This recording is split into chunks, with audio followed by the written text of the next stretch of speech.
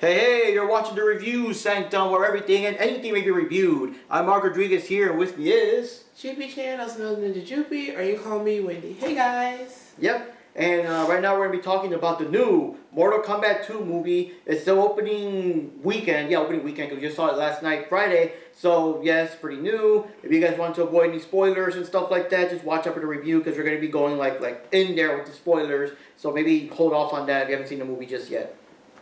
Huh, I'm wearing a Street Fighter shirt. Mm-hmm. Yeah, I'm sorry. I just had to. I wore this in protest of the first movie because Cole existed as a character. Mm-hmm. I wish I had a Mortal Kombat shirt now because I really enjoyed the second movie way more than I did the first. Yeah, and the thing is, we haven't had time to go to, I don't know, Hot Topic or GameStop or something to get Mortal Kombat shirts. This is the only one I've got. I got this from Ollie's a couple of years ago, and I was like, hey, cool shirt. Glad it still fits and everything. So the good thing about the movie is that since this is a sequel, it kind of jumps right in. You don't have to get all the explanation and stuff from the first movie. And basically it starts out with Katana. And it's kind of interesting because the movie kind of goes on Katana's story and Johnny Cage's story. Those are the two main stories in the movie. Mm-hmm. So we're going to Katana's story, where her place, Edenia was taken over by Shao Kahn. And I do have to say, very interesting because while in the game's lore, it always just said, I don't know about the newer games, but the original lore was always that Shao Kahn did take over Edenia, and now it's Outworld and all that. Yeah, and it became a part of Outworld, much to their dismay. Katana was brainwashed to be, as his adopted daughter, until she found out the truth later, and then she turned against him. But here, it's like she knew what was going on the entire time for the entirety of her childhood. The other thing is they changed Sindel a bit for the original lore, because like I said, I hated the change they did with her later. I don't acknowledge that one. Sindel was forced into the mirrors to Shao Kahn. She committed suicide, and in order for Shao Kahn to invade Earthrealm, she had her her remains resurrected. She had her resurrected so that way he could use her as a gateway to get to Earthrealm and try to conquer it. So they kind of dropped all of that. Yeah. And the other thing also is that, like I said, in the lore, it always just said that Shao Kahn just conquered Edenia. They never went into the full details. And yeah, it's interesting. So based on this, with the Mortal Kombat stuff, it was the whole thing that you got to do the 10 straight Mortal Kombats. This was the last Mortal Kombat. And King Jared actually got to fight with Shao Kahn, which is interesting because in the lore, it was always implied that Jared was just a more regular king, but not an actual warrior type. And then Shao Kahn just came in, took over, and said, I want Edenia. And come on, I will take you out. He just took him out and just overtook it. And that's why Sindel was so grief stricken and she took her own life. And the other impression I get is that Katana would have been super, super young for her to get brainwashed in the first place. Yeah. So that's what happened. So in the movie, we kind of flash back to that, and Shao Kahn does brutally kill Jared, which this movie has a lot of fatalities, just so you guys know, and that starts the thing. So even though Katana is supposed to be you're my daughter now and all that stuff, she still has that conviction in her face that someday she'll do something about this and everything. To avenge her father. But the thing with Sindel here, it still felt like a combination of things. She quickly bowed to Shao Kahn. She tried to fight. She lost.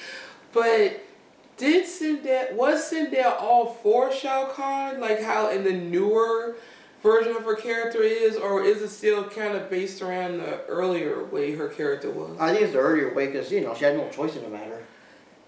Yeah, that's true. It was either that or die, you know what I mean? So she had no choice in the matter, and that's what. But like I said, with the original story, though, remember she took her own life. But I guess maybe it is because of stuff that happened later, where Shao Kahn threatened her life again in front of Katana. Yeah, but he still lived with her for a while as his queen, or what before. So she didn't end herself that quickly. Oh, I didn't say. Oh no, I never said that either. But I'm just wondering regarding that, which. Or was it a combination of the two? It's hard to say because the game, the original lore, and that's the whole thing I hate. The new NetherRealm lore and the more 3D games and stuff changed a bunch of stuff, but it was implied that Sindel did live with Shao Kahn, normally and for some time, but and she just couldn't take it anymore because she was too grief stricken over the death of her, killing of her husband, and she just took her own life. Yeah. And then Shang Tsung had the idea that don't revive her in Outworld, revive her on Earth on purpose. So that was that's her excuse to get in there. All that. But anyway, we're not gonna go because that's game lore. Yeah. And the movie doesn't go into that section. So, anyways, the tournament's about to start, Mortal Kombat tournament, and they have all the warriors lined up and stuff. And the thing is, the way it happens is that you just get warped over to wherever you're gonna fight. Which I think is kind of interesting because that's something I always felt about fighting games in general. Like, okay, who decides these locations? How is the crowd there to see it? You know? Yeah. So anyways, what happens is that they're one champion short because Kung Lao was still killed in the last movie. Which pissed me off because, you know, as anyone who may know me, I've always been a Kung Lao fan. I've been a fan of Kung Lao since Mortal Kombat 2. I will always be a fan of Kung Lao and all that. And then... Yeah. So now they have to find Johnny Cage, the actor Johnny Cage. Now they did change a little bit of his story in this one. In the original game lore and all that, and even the first 1995 movie got right, well, that Johnny Cage was a good actor and a good martial arts fighter and stuff, but he got too much critics. People were saying that he doesn't really fight for real. It's all, you know, stunt doubles and, you know, camera magic or whatever. So he wanted to prove that he can actually fight for real, not just whatever. So now this version is a more older, washed up Johnny Cage. Like in his 50s, like he's like, you know, in his 50s or whatever. No, more like 50s because of the video he was watching of himself back in the mid 80s when it was in his like mid teens. So he'll be in his 50s. Okay, so yeah, he's a washed up star. You know, all his movies are back in the VHS era and stuff like that. And and something else that he mentioned too, like to a fan that came to him and he was saying like, you know, although kind of we went out in the 90s and stuff like that, so he would have been in it. And right off the bat, we get the thing because when we see him, he's at the convention, you know, the whole like line up to meet Johnny Cage, and no one's lining up to meet him or get autographs and stuff. It's like looking at Virgil. It was so sad. Yeah, yeah. So, so this is when Sonya and Raiden enlist him and talk about Mortal Kombat and stuff, and he goes to see the others. Oh, and Cole is there too, and they're just. And I'm going to get to Cole in a moment. But anyways, they go there and he's like, this is crazy shit. I'm out because he still had the option to get out. But the thing is, he's still marked as a champion. So even though he doesn't want to like be there, like, yeah, you're still going to be there. And that's the thing that kind of sucked for him. Yeah. And that sucks for anyone to listen to that. So he goes back to the bar and I don't know if it was so quick for me, but I was just noticing the bartender looked familiar to me and it looked a lot like Ed Boon. Yeah, I'm pretty sure it was Ed Boon. Okay.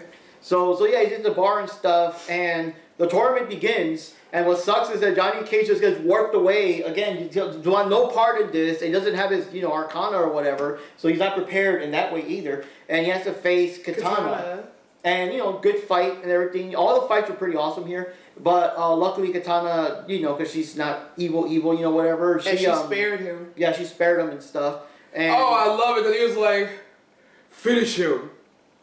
And when you take too long to do the input, the character fall out and say, okay, that was a good reference. Yeah, that was a good reference. Yeah. Especially in the arcade. I remember the SNES and Genesis gave you an extra 2-3 seconds to do it, but in the arcades, like super, if you don't do it right away, the person drops. But yeah, so we got some more fights. We got, just to kind of, the review's not an hour long, so we usually do it that long. We had Sindel going up against Sonya. Yeah, and they're at the bottom of the pit, and I say, oh, too bad Reptile's not alive. Yeah, but I love the fight because the pit added something new where the spikes, I mean, there are already spikes there, but some extra spikes just jot out and jot in and jot out and jot in, and you don't know where they're going to be. So that adds extra danger to it because you don't know you might get impaled by random spikes and everything. So it seems like the only real spectators of all of this Mortal Kombat nonsense going on will be the Elder Gods. So they're the ones that say, oh, that person died, that person's out, okay. Well, you have to remember, they have like this thing where these flames go up, like the blue flames for Earthrealm and the red ones for Outworld, and whenever they go out, it means someone dies, so even though either they died or were defeated. Yeah, so they don't have to actually watch the fight, as long as the flames go out, you kind of know, ooh, that dude be dead, or, So that's one way to for the rest of the world, I guess, to keep score, even if they're not watching the fights. No, I said it was mainly like the Elder Gods' thing. I said it's probably their setup, so that's what I mean. So Sindel got like she saw her screaming powers and stuff, and of course Sonya had like she can build her energy rings and stuff, and good fight there. Then we had Cole versus Shao Kahn. Oh, but then something else. Shao Kahn wants to get the amulet of Shinnok, which and is I know you a remember reference. that. Yeah, and I know anyone who's played any of these games, y'all know about that one. Yeah. So Kano had it somewhere. Yeah, he stole it. Yeah, so he brought him back to life so he could tell him where it is. But at the same time, they're also planning to bring Kung Lao back to life, but as a revenant. They have Quan Chi there reviving them and stuff like that. Mm-hmm. And the funny part is that while Kung Lao got all evil and corrupted, Kano's pretty much the same because he was so corrupted that like there's nothing to corrupt. He's already an asshole. like Quan Chi said, like, there's not much of a soul to corrupt because it's already corrupted. So he came back to life to normal. So he is fully 100% back. Yeah.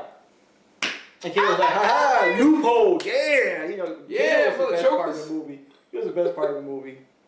And everything. So basically they stole the amulet because Kano has it and stuff. And Shao Kahn got imprinted himself, so now he's immortal and everything. Mm-hmm. So he literally cannot be defeated because even if you cut him up or whatever, it'll just all heal. So he fights against Cole and they fight in the famous Deadpool. And the part I love is there was a camera angle where it looked pretty much like, the newer games, it's like there's a cutscene, the person says, they're pre-fight, whatever, then the camera kind of rotates to the familiar, one-on-one scene, and it was kind of like that. Yeah. Shao Kahn was like, I don't know what he said, but the camera kind of pans. I'm just going to go back to Mortal Kombat 2. You will die. Yeah, and then the camera pans, and it literally looks like straight out of the game that the only thing missing was round one, fight, And yeah, so Cole got some hits in and blah, blah, blah, blah.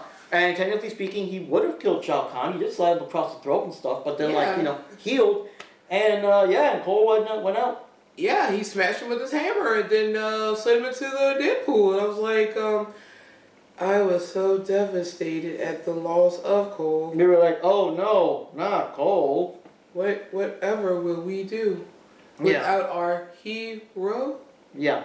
And that was, I'll kind of get back to that too in a bit. But anyways, let me see. Well, there were more fights and stuff. Oh, I just have one more thing to say. His plot armor did not save him. Yeah, plot armor did not save him. The other thing was that Liu Kang got to fight against Kung Lao.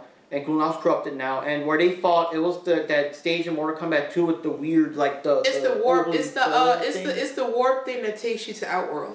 Yeah. And I like how it was red. Well, it was blue and it turned red. Because I think one of the console versions did that, where it was like the same stage twice, just that it was like... I think the Genesis version had like the red orange color, and my version had the blue. But yeah. I don't know that. Well, I think they just reused the stage and colored it twice. Oh no, they did. But yeah.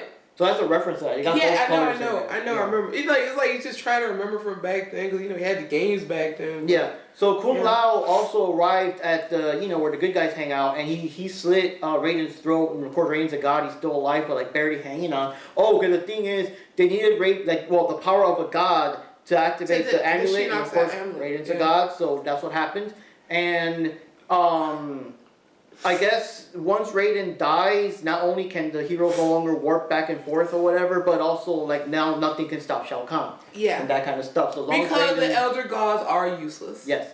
So probably one of the best fights in the movie was Kung Lao versus Liu Kang. that was hands down my favorite fight in this whole movie. Yeah, good martial arts, but also the added danger because Kung Lao could control his hat, and he kept throwing it, and it kept zigzagging everywhere. And of course, it's like basically like a Kien-san, you know what I mean? Yeah. So it's kind of like Liu Kang has to fight him and avoid the strikes while also dodging the thing, because it's just like flying at you and bouncing back and everything. You have to keep track of not just him, but the hat. Too. And then Kung Lao started doing the teleport move too. Oh my god, I'm like, I used to love the original Mortal Kombat game before it got too convolutedly crazy. Yeah.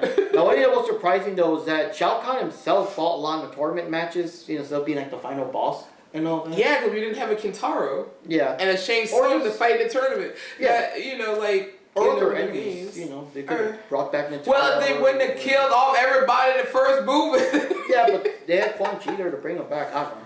But anyways, they weren't worthy. Yeah, they probably weren't worthy. But anyways, we also had the story with Jade and Katana. That Jade was appointed to be like, I guess, her bodyguard or trainer or whatever. Which is part of the story, and later on that does happen where, she's devoted to Katana, but she was split between Shao Kahn and Katana. Yeah, so there was a lot of that going on with Jade, where does her loyalties lie, like what's more important, like supporting her friend that now became a sister, and whatever, or serving Shao Kahn and all that kind of stuff. So another thing was that the heroes had to go to Outworld to get the amulet, because the thing is, as long as that thing is still active, they're just not gonna, they just can't win. You know what I mean? Because they can't kill Shao Kahn. He'll just heal from everything. So they had to sneak in there, and now Johnny Cage was on board and everything. Because I was curious about that too, because he already lost his match so quickly.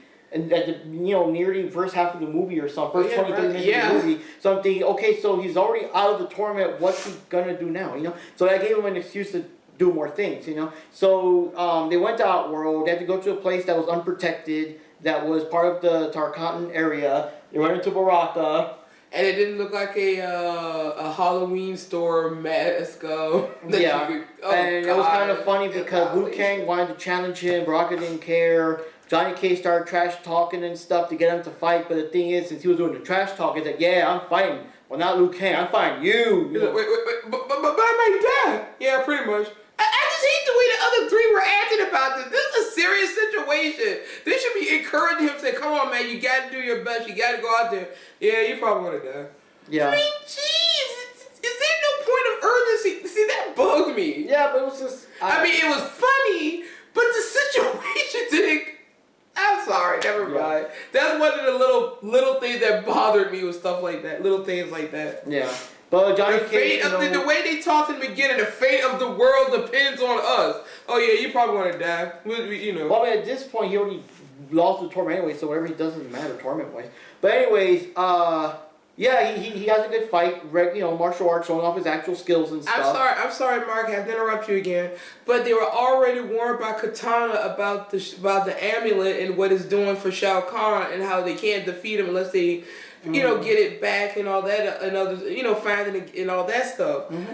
But they're still going to talk down Johnny in a situation that can help them get to the amulet. Yeah, well. See, that's what didn't make sense to me. I mean, that banter works. It was like a nice non-stake situation, but this is a high-stake situation. Mm-hmm. They should be saying, well, try to do this, try to do that, and all that stuff, Yeah. But Johnny Cage does earn Baraka's respect and everything, so now he helps them out. They sneak yeah, and he did a split and did the nut punch. Oh, yeah. That was crazy. That Baraka was like, that was the end of the fight. It's like, I respect the one named Johnny effing Cage. Yep. So, and all the newer game stuff like that, all that stuff. Yeah. Yeah, he does that too. Yeah. So they sneak into the place and try to get the amulet, but Shao Kahn is there, and a lot of stuff went on. And Shang Tsung and Quan Chi, I think they took the amulet to the Nether Realm. Now they gotta go there. Yeah, but they had to resurrect a certain somebody to help get it. Yeah, Kano is back, and it kind of makes sense for his character in a way. I mean, I don't know. I think in the games he would have been much more devious though. But in the movie, he was a bit more, So basically what happens is that he doesn't want to be in Outworld. He wants to go to Earth, so he's still an asshole and all that. But the thing is it is in his better interest that Earthrealm wins, because, he wants all the conveniences that Earth has, and the hot wings and the orgies he was talking about. And the one-night stands and the drugs. And yeah. Okay, we get it, Kano. Yeah. You're a partier. Yeah, and he wants that life. So it is in his best interest that he does help the good guys win, even though he's still a douche. So he does go with Johnny Cage. That's another thing too. Johnny Cage doesn't know his whole backstory, so it's easier to convince him. Yeah. So Johnny and Kano work together. They go to the Nether Realm, where Scorpion is there now. I think his name is Bihan. His regular name? I forgot. Oh no! Oh, you mean Sub-Zero? He'd Bihan. Oh, that's the first Sub-Zero. I forgot what Scorpion's real name is. Hasashi? Oh, yeah, Hasashi, thank you. So he's there, and the bad guys did bring back Sub-Zero, but just like the games, he's brought back as Noob Saibot, even though I don't know what they call him then in there, but he's brought back as Noob Saibot, and he has the scythe, and he looks exactly like he does in one of the newer, I think it was Mortal Kombat 11, they had him with the scythe and everything. So that was super game accurate. Mm-hmm. And, lots of fighting, lots of stuff. Jade comes in there too. Johnny Cage, of course, finally unleashes his powers and stuff. And, a lot of that stuff going on. Well, at the same time... Liu Kang is fighting Shao Kahn. Yeah. Because they were the last two people of the tournament. Yeah, him and Sonya. Yeah, him and Sonya, but Sonya, she's kind of... Yeah, she got defeated and everything. We were joking, though, because... she took a lot of hits to the face with that giant ass Shao Kahn mallet. Or say, okay, so apparently the Arcana makes you like able to withstand those hits without snapping your neck. No, but there's also a little scene where Liu Kang went head first into like a stone wall, and he just back up. Yeah. All that stuff. Like, sorry, you should be brain dead right now. Yeah. So Shao Kahn defeated everyone, and it looks like this is it. And then suddenly there's one more fighter left because Katana now denounces Outworld and will fight on behalf of Earthrealm. So the fire thing on the Earthrealm side lights up again. Yeah, so she's the last fighter for Earthrealm, which is what happened in the game. Is in the original MK2, she does fight for Earthrealm to defeat Shao Kahn. And also during that fight, Liu Kang got killed by Shao Kahn, and he said he realizes his mission from Raid is like he has to go and try to help out Kung Lao. So are we gonna get like Remnant Liu Kang, or we gonna get like the zombie Liu Kang from like the other game? And so yeah, we'll have to see in that one. I just find it very ironic that the canonical winner of the tournament gets killed. Yeah.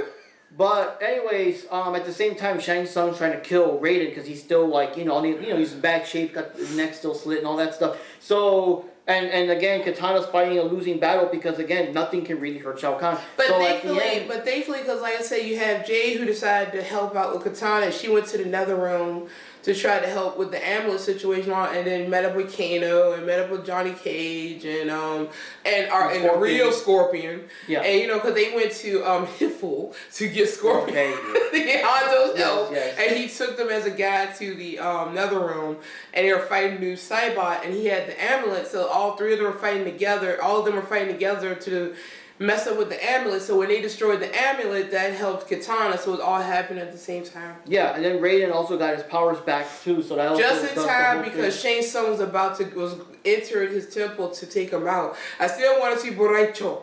Yeah. Boraicho like to hang out at Raiden's temple. Okay. But anyway, so Katana does kill Shao Kahn, which I'm surprised. We'll see what happens in the next movie. Because, the thing with Liu Kang and Kung Lao has to be addressed. And I'm thinking also, since the Amulet of Shinnok was mentioned, he might be in the next movie. Because that already puts him in the lore somewhere. But yeah, so overall, it's a very good movie. The things I want to say real quick, you can elaborate on that. I do like that while the movie had a lot of characters and stuff, it did a much better job of giving the characters things to do. The problem with Annihilation is that just going back to the time. So yeah, at the time when they were promoting the movie, I remember even Entertainment Tonight was talking about Annihilation. They were talking about how they would have all the characters. I was getting so excited for that movie. So I was like, oh man, they would have so and so in there, they got so and so in there. Oh, look, to be like the MK2 or whatever. And then I see the movie, and ironically, the Mortal Kombat movies we've seen is the same exact theater I was in with me and my younger cousin. She and I went to go see the movie, and the second weekend Annihilation was out, and we had no idea why the theater was like so empty. It was like maybe about 2, 3, 4 other people in there with us. Yeah, it's kind of like, why is it empty? It's a Mortal Kombat movie. Yeah, exactly. Because we didn't see it opening weekend, so that second weekend we didn't we didn't really pay. We didn't look at reviews and stuff like that. We didn't and there was no real internet and stuff at the time either. I mean, unless you were rich and had extra phone lines, you didn't have no internet. Yeah. So we were like, nobody was there. But yeah, like you said, for this movie, you had all these different characters, but everybody plays some kind of a role. Mm-hmm. It wasn't like a cameo, I'm here, bye. Yeah, and then bye, oh my gosh, Rain, oh my gosh. And then the fact they mentioned Stryker and Cabal in the Annihilation, I was like, oh cool, I like Cabal, let's see Cabal. They never showed them, It's like they were just trying to cram too much in that movie, and it was just all over the place. But yeah, this movie, as mentioned by Mark, everybody had a role. Everyone could do something. Everyone contributed some kind of way. Even Cole, I mean, he was there. He was there, and he died just like I wanted him to happen in the first movie. Oh, okay. So now the thing about Cole is that yes, he's barely in the movie, and he does get killed by Shao Kahn. And other than, of course, the people like, hey, so Johnny Cage came back, Sonya came back, where's Cole? And then nothing else. And I think that was kind of weird, too, that no one made more reference to it. Because I said, say what you will, I mean, he was still a fighter, a fighter for them. They still seem they should have shown a bit more emotion over that. Yeah. Now, the one thing I do want to say is that, unfortunately, it's kind of a problem they created by having him in the first place. Because the thing is, it's just bad writing. You know, because if you forget, you know, if you're just watching it as a movie, forgetting about, you know, the game and the whatever, it's very bad to have the person that was supposed to be the main character and main focus in the first movie just barely have any screen time in the second one and just die, and it's not like a bigger deal, you know? And like I said, I understand because he's not in the games, but writing wise and movie wise, it looks bad. It's almost he should have been written as a secondary character that gets thrown in, as opposed to a main character that we're supposed to follow. Yeah, because that's the thing. Even without Johnny Cage in the first one, the movie really should have followed Liu Kang. You know, he is the main character of the older And that's series. okay. I had a problem with him in the first movie, and I still had a problem with him in this one. He still feels like a secondary character in a movie where the focus should be on him. Yeah. Because he still felt like he was just there and said, oh yeah, the Black Ranger's going to fight again. Yeah, he just got fired. You know? Yeah. Yeah, and that's the thing with that. That's the thing about and there's a problem they made for themselves because they had so much focus on Cole in the first movie, and that's the whole thing. Like I said, writing wise, it's almost like I can't think of a good example. Well, that's the thing. Like Resident Evil movies, they did the thing with adding Alice in there. Like, it would be kind of weird if, like, after maybe 2 movies of her being the sole focused character, which that's not correct either, have a third movie where she dies with barely any screen time, and now Jill Valentine takes over the role, you know, Jill. Like she should have had to begin with. Yeah, but the thing is that while on one side the people would be happy that, yeah, now this feels like Resident Evil, now we're actually with Jill and Chris Redfield and all that like stuff. Like we were supposed to have been in the beginning. But then it's bad writing that you have the main character die. So here, well, to be fair, well, I would say this about Resident Evil, just to go on the record. I think the first movie, for even with the Alice stuff, it wasn't that bad. It still has some of the beats from the original first game. Yeah. First couple of games. But then the second movie, it just went off the rails. Yeah. Which reminds us, they had a trailer for an upcoming Resident Evil movie, and it's also like, I mean, I'm like, you literally can't tell until the end of the trailer. Resident Evil. Wait, it's a Resident Evil movie? Like, what? Seriously, what? But you did see the big thing, the dude. I was like, okay, it's a weird blobby character guy. I don't recognize. But I know, but like, yeah, I know. But then I'm thinking, like that was. I said, wait a minute. So who's this nobody? He's not Chris, and it's not Jill dressed in guy's clothes, so who is it? It's not even Alice, so who are these people? Yeah, because can you imagine, like, a trailer with a guy that maybe got roped into fighting or something, but it's like a regular guy that we don't know. He's roped into fighting, he's going to do a boxing, you know, the whole thing, where if he doesn't win the money, he can't afford, you know, his kids and wife or mortgage or whatever, and all the stuff, right? It looks more like a Rocky movie and stuff, right? And everything looks real. And then at the end of the trailer, Street Fighter. You're like, what? Huh? But it looks more like a real life, you know, no Fireball, no Capcom, no characters at all, just regular dude. It looks more like a Rocky remake, but then at the end, Street Fighter. Like, what? You know, and that's how the Resident Evil is about this dude. Yeah, the trailer anyways. This dude, I guess his car broke down. He had to go into the house. The phone has that sound. Yeah, he tried. And that keeps replaying throughout the trailer. Like, you can't call out to anybody. And there's blood everywhere and just random stuff. But it's like, it just. Yeah, I don't understand how to. Well, let's get back on topic here. So so back to the Mortal Kombat film. So yeah, that's the issue with Cole. He should have never been the main character to begin with, and it really should have been about Liu Kang. Yeah. And then even Liu Kang's death in this movie would have probably meant more if they would have given more credit for stuff. And even when Johnny Cage was trying to talk him up to fight Baraka, in my mind, I was trying not to laugh because he's the defender of the Earth Realm and all that stuff. He is the champion of Earthrealm and all this other stuff. You can't fight him, y'all bunch of wimps and whatever. I'm like, seriously? I think they even forgot that he's even a character in this movie along with Cole. So and not just that, but unfortunately it was so rushed or whatever. Like if Johnny Cage was in the first movie, they would have more time to build rapport. Here it's kind of so because he's only known him for about 5 minutes or something. So you don't get that kind of, maybe Liu Kang would be, here goes Johnny Cage again, just talking, or something like that. It's just, But I'm like, Dad. And then Luke, yeah, probably. It's like, dude!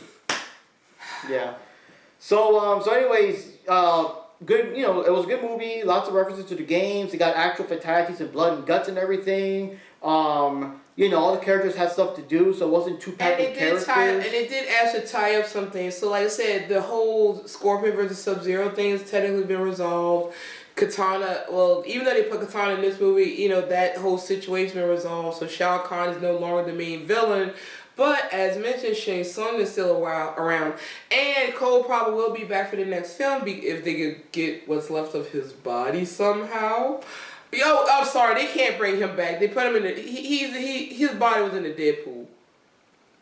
Yeah. I mean, it would have disintegrated. I mean, I played my MK2 back in the day.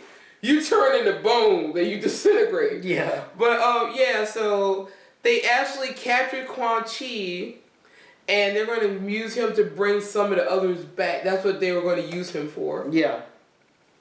So but it is interesting though, because I mean, if we theorize in the next movie, Shang Tsung could probably set Quan Chi free, and because I think that was in the things in the Deadly Alliance game, wasn't it? Oh yeah, it was Quan Chi and Shang Tsung. Yeah, and like I said, they introduced at least the name of Shinnok into the world, so he might be the next villain. I might get an MK4 situation somehow. Yeah.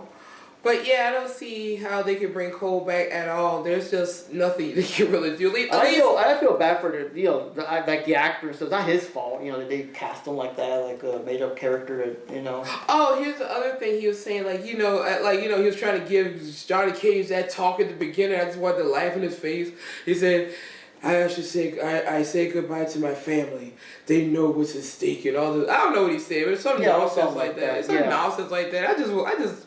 Was I laughing during that part, or was I trying my best not to? I think you were trying your best not to laugh at that part. Because I thought it was so silly and stupid. He said train with his plot armor. And the one thing is that they missed an opportunity. I mean, right now it's too late because the Mortal Kombat game's already gone and dead now. It's over until they stopped the support. You know what I mean? Mortal Kombat 1 is done. They had their final DLC. Yeah. It was the T1000 was their last DLC. But the thing is, they missed a chance. Because I think I don't know if it was that game or the one before, the game was still active during the first movie. Yeah. They missed a perfect chance to just put Cole as DLC. At least do that. Yeah, nobody would want him, but yeah, they're going to put Cole. Oh, no, yeah, see how he fights with that plot armor. Yeah, that weird Aquaman armor thing or whatever. But yeah, they missed a chance there. They could have done that, but... Oh. So anyways, guys, overall, awesome movie. And wait, they also mentioned Lin Kuei. Didn't they mention Lin Kuei? Maybe. I thought they mentioned, with Noob, they mentioned something about the Lin Kuei. So, I don't know. I wonder if something happened with that. I wonder if we're going to get, the younger Sub-Zero at some point. If they have that third movie. Because, like I said, they got to do something with Kung Lao and Liu Kang now. And maybe they'll actually give them the attention that they actually deserve. Oh, one thing I will say, I'm glad they didn't do any romantic links with anyone. Because, like I said, the main thing is there wasn't enough chemistry for anybody. Yeah. Nobody. Yeah. And the fact that Johnny Cage was supposed to be old and decrepit, compared to the others, he all old and crap. I was like, oh my God, why is he so old? I just said that. But the thing is, he does look like the more modern, because before the reboot, because Mortal Kombat 1 rebooted everything, but the last game, the Mortal Kombat, and that is the one where he does the thing with the shades, puts them on, and then they give you the finger. Yeah, so that does match that, Yeah, but I wasn't expecting that. I was expecting I knew that Johnny Cage was supposed to be in the movie. I was expecting the actual, younger Johnny Cage. Yeah, not the broken down. I know. That made me feel sad for him. Yeah. Especially when he was at the bar and the fans said, "Oh, I loved your movies," and blah blah blah. And Johnny was like, "Yeah, whatever." He was so dismissive of the guy, even though he was saying, the guy was like, "You should do a reboot." And that's the thing. Yeah, because that's the thing. No one wants his autograph. It's like, you should do a reboot. Like, dude, no one wants a new Johnny Cage movie. Come on. Yeah, that stuff went out with the 90s or something like that. Oh gosh, they did show a scene from one of his earlier movies or whatever, and it's like, oh my God, it is so Steven Seagalish because because one thing I used to always hate back then, looking at a Steven Seagal movie, and we just started making fun of it. Not the earlier ones where he moved a bit more, but when he would just stand there and just see when the guy would run into his fists and they fly back, or they run into his kicks and they would fly back. Oh my God, it was so lame. But it was also slightly enjoyable at the same time. I would rather watch that than Mortal Kombat Annihilation. Yeah. Because you will die. Yeah, that Yeah, luckily Sindel didn't get. Oh my god. Sorry. Yeah. But anyways, guys, yeah, like I said, this wraps up for this one. Like I said, You're it was a sorry. good movie, way better. It's just, like I said, the Cole thing is just a problem they kind of made for themselves for having him in the first movie. I know it's kind of a thing, it wouldn't make sense for him to suddenly not be in the second movie. Oh, You had to do something yeah. with him. But just They the should have fact killed that, him. They should have killed him and have real Scorpion take over. No, problem solved. His family should be killed by the ice because Sub-Zero is a sucky assassin that's supposed to kill the family, but he froze them and apparently they survived that. If we jump into the Arctic Ocean, we're dead in like 20 seconds. But he can deep freeze them, use deep freeze on the family, and they live. Mm-hmm. And once they go over there with his plot armor to punch them out. Yeah. I'm sorry. See, the first movie left a bad taste in my mouth, so I went into this movie with no expectations. Okay. Yeah. Well, I mean, I avoid spoilers, but I did hear that it was like a good, better movie than the first and everything. That's all I heard. But we did like they say the wrestling, we did the pop for the Deadpool scene. Yeah. So that was cool. Man, when I saw that, they was like, oh yeah, so gonna get uppercutted to the pit. I mean, to the Deadpool, come on, uppercut him. I was like, okay. Okay, smash him with your hammer, throw him in there, okay. Yeah. And I'm glad they did not have Kintaro because of how badly they did Goro in the last movie. Yeah. But yeah, basically that wraps it up for this one. Like I said, way better movie than the first one. More action, more fights. And that's a good thing because the last one was kind of leading up to the tournament. Now that we got the tournament, it's just more fighting. And the way the characters are warped, it's a good excuse to have like the actual game stages. Do you everything. think, just a quick theory here, do you think that because Shang Tsung is still alive and you question yourself Quan Chi, that they're just going to try to take over the Earth Realm? Probably. And find a way to do that? Probably. Because that's another thing too. The movie did do a lot of hints where Shang Tsung was very tempted to like backstab Shao Kahn if he ever saw an opportunity. So yeah, that kind of makes sense. Man, I wish what's his name could have played Shang Tsung because he had that look. I mean, unfortunately, he passed away this year, but that could have been the last thing he did before he passed. If they would have brought him back. Yeah. Oh man, I wish they could have brought him back to play Shang Tsung. Yeah. But anyways, guys, wraps it up for the third or fourth time.